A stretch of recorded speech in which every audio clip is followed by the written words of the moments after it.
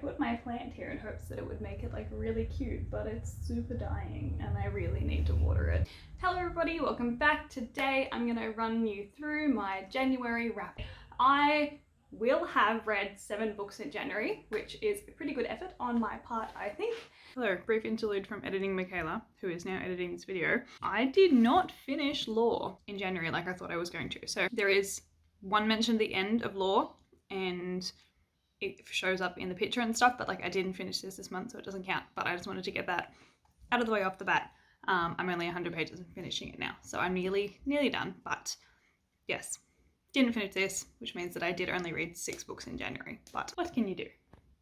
But I'm rambling, so I'm just going to jump into the books that I read. The first book that I completed in 2021 is Legendborn by Tracy Deonn. This book follows a girl named Bree whose mother has passed away, and she goes to university and then falls in with this crowd of people who turn out to be kind of Knights of the Round Table-esque warriors. And the story kind of follows her dealing with a lot of grief from the death of her mother, and then also kind of finding herself at the same time and getting in touch with her ancestry and her roots. I loved this book. I thought it was amazing to start the year off with a fantastic book, because that hasn't happened in the past. This book I found difficult to get into at first, mostly because I didn't know what the story was about. So once I actually started to understand the magic system and who the characters were, and the mystery started unfolding and we started to get a bit more connection to some of the characters, that's when the story became really rich, and I actually just could not put it down. I do want to say the character Cell, in my mind, I picture him as Ikto from Shugo Chara. I just love both of them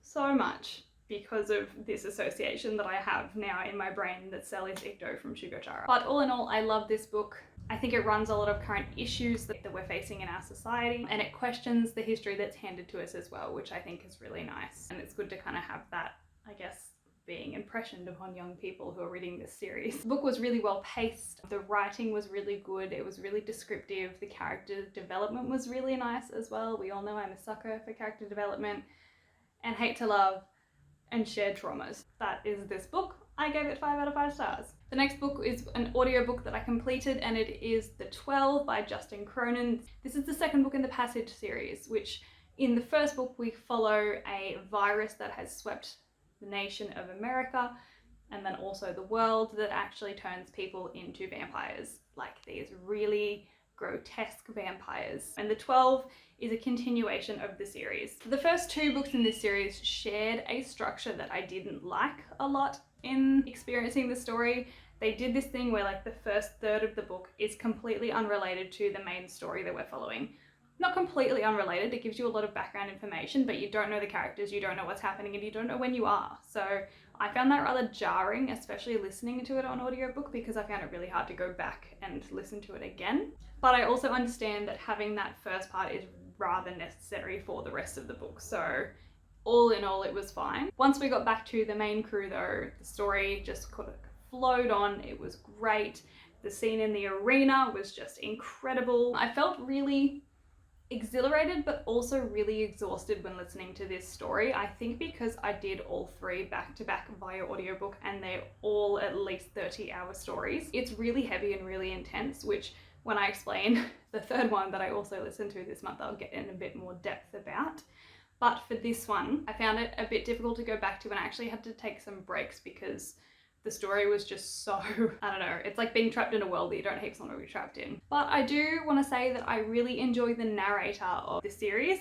He does a really good job of, I guess, differentiating the characters by a tone in a way that I didn't actually realize all that much, which was really nice. And I guess like my final thoughts for this is that I would love this series to become a TV show, because it would be so good. It's such a rich world.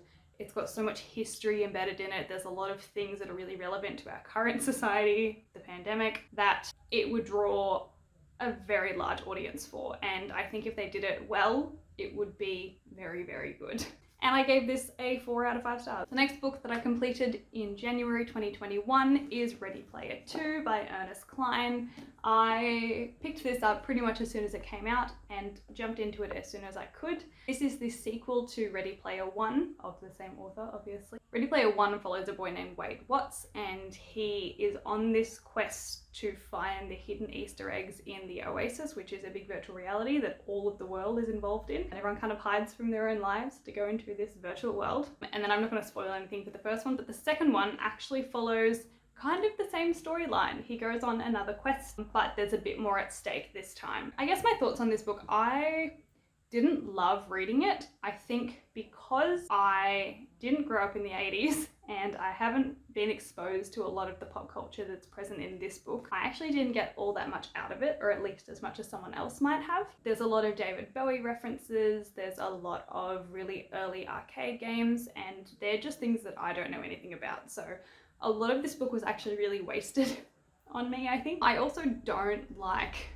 Wade as a character in this book, and I'm not sure if that's intentional or not, or a lot of the resolution between the characters that wasn't really explained very well. And I think that there's a lot of real world concerns present in this book, and they make them like kind of a plot point, but then don't really deal with them at the end of it, or at least as much as I think. Like, the worldwide chaos was just kind of ignored. I mean, yeah, that's kind of how I feel about this book. I'm glad I read it.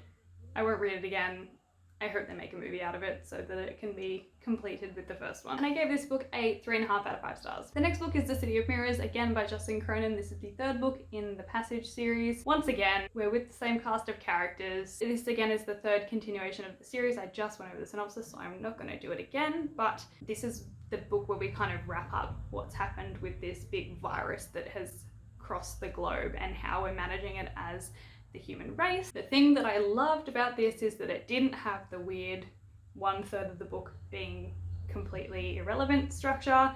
We jumped straight back into the story, which was really nice, and there was a recap, which is just like the best thing I think that authors can do in series like this, where there is so much world and so many characters. There is one part in this book that really got me. They go really in depth into one of the characters' backstories, and it feels like a completely different genre of book because it's a character from before the virus spread. So it's a character from our current time in the world. And because their world is so different, it just feels so out of place in the book, but it also really fits in a way. And it really made, I guess, like the evil part of this book really human and personable, which I thought was very interesting. I didn't expect this story to span such a long period of time, but I'm really glad that it did, because it gave us so many different things to think about and people to follow and stories to continue through. People link up in the end from people who had linked up at the start, and it's just very, very complex. All in all though, I think that this was a fantastic conclusion to a very rich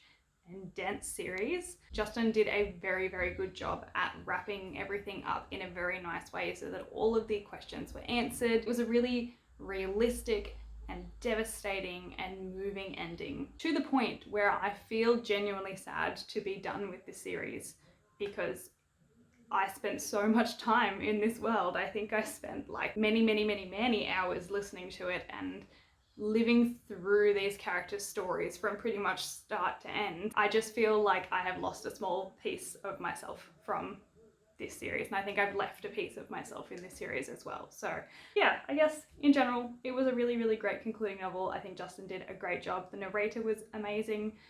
It was an amazing story, and I gave it a 5 out of 5 stars, and you should read this series. The next book I don't have such a glowing review for, and that is Always and Forever, Lara Jean.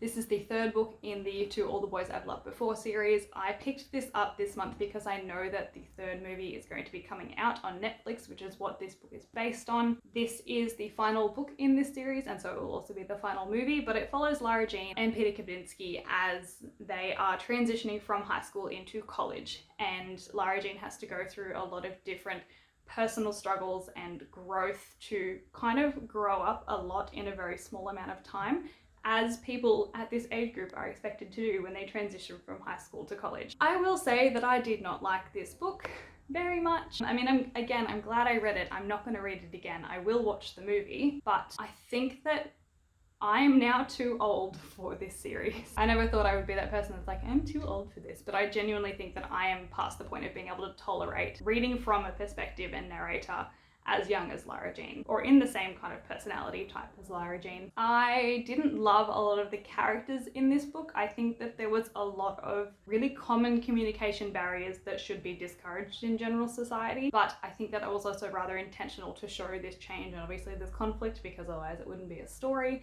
but communication stuff between Lara Jean and Peter that just aren't great, and they could be so much better. And I think the story probably could have still stayed as good as it was, even just with just some better communication, really. I find that Lara Jean is very rigid and concrete as a character, and I didn't like reading from her perspective because she was so rigid to change in a way. It did ease up towards the end of the book, which was really nice, and obviously point of the book, but still frustrating. And I think that the ending was fine. I personally feel like it should have ended differently, but I also understand for the age category that this book is set for, the ending was perfectly fine. Again, I won't read it again, but I will watch the movie, and I'm glad I finished the series. And I wish that I had read it when it was more appropriate age-wise for me, because I would have loved this 5 years ago. And I gave it a 3 out of 5 stars. The next book I read is actually a graphic novel, and it is Heartstopper Volume 1. I read this in a 30-minute lunch break at work. The whole thing, start to finish. This fellow's a boy named Charlie. He is openly gay.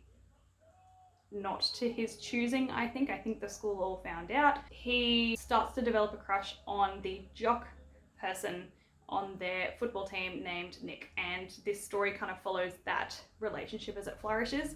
I have not actually read any LGBTIQ+ graphic novels before, and I thought it was really refreshing in a way. This is another book that I think that the story is a bit young for me. Like, again, if I'd read this 5 years ago, I would have loved it, but me now is a bit past that sort of setting and development of characters. I did really love the characters in this story. I think that they're all really quite well developed, and format was really lovely. Again, it's a graphic novel, so it was rather easy to read. I wrote a very, very detailed and concise sentence that I'm actually just going to read you about this. So this is a very cute, light and fluffy story that deals with consent, boy and boy relationship, and being at different stages of coming out from discovery to acceptance and embrace. So in a snapshot, that was my thoughts of this book. I will be continuing the series. I gave this a 4 out of 5 stars. But anyway, guys, those are all of the books that I read in January of 2021. It was a fantastic start to the year in terms of books. I'm glad I had a lot of really good reads to start the year, because otherwise I wouldn't have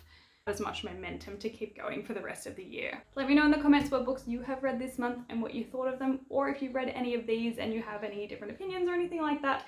I would love to talk to you about them in the comments, so please leave a comment, like and subscribe, all that jazz. I hope you guys enjoyed this video. I hope you're having a great day, and I'll see you guys next time. Bye!